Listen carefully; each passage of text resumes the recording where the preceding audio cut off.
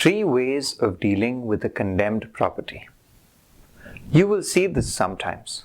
A bright orange-colored notice stuck on the front door of a rundown home is usually a notice of condemnation issued by the local county or city. What it means is that the county is set to demolish the home. The government has the right to do this under a provision of the law called eminent domain. Using this provision, the government can buy distressed properties that are causing a nuisance to the community. These are typically blighted homes, houses which are deemed unfit and unsafe for human habitation. The procedure in a nutshell is that the county will give you a choice. Either you fix up the property or the county will buy it from you at a deep discount and raze it to the ground. I recently saw one of these demolitions take place in my own neighborhood on Little Road. It used to be a quaint little house that had been abandoned for some time. If you're thinking, nah, that won't happen to my vacant property, you'll be surprised how often it happens. The county issues new condemnation notices every few days. I've met surprised property owners who are based out of state who did not even know the condition of their property. Once they receive the notice, they scramble to delay the demolition.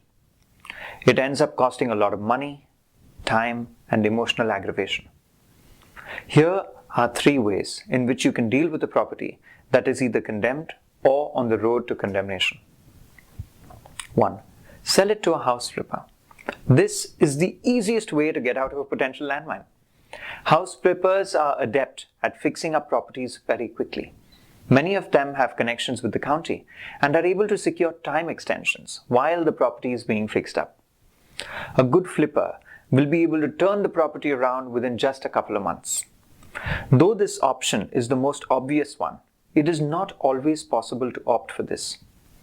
For example, what if there's a mortgage on the property that needs to be paid off and the house flipper is offering less than the mortgage balance? Fortunately, there is a solution to every problem. I've written an article that describes how this can be done. The link is in the description. 2. Rehab the property through a contractor or even consider doing it yourself. If you have the money to invest towards rehabbing the property, consider doing it. You might be able to add significant value through the upgrades and sell it for a profit. Remember, the county does not hate you, even though it certainly feels like that. All the county wants is that the property should be safe for human habitation.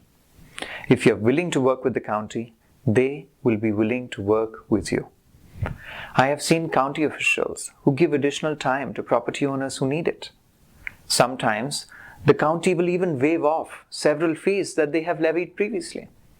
It all depends on how you deal with them. If you are the handy kinds, you can even consider doing the rehab yourself with some help from your friends. This can save you a great deal of money if you have the skills and the time. I would caution you, however, don't attempt this if you don't have enough experience dealing with properties that need extensive work. It's always better to hire professionals who know what they're doing. And number 3, partnering up with an investor. This is a creative option that most people don't even think about. If you don't have the money to rehab your property, consider partnering up with an investor who can put in the money for you. At the end of the rehab, you can sell the property and split the profits with each other. This will give you more money in your pocket as compared to selling it outright, but less money than if you did everything yourself. Conclusion. Confused about which option is right for you? Each deal is unique. You should connect with a specialist to review which of these options is a good fit for you based on a combination of your financial situation and your property.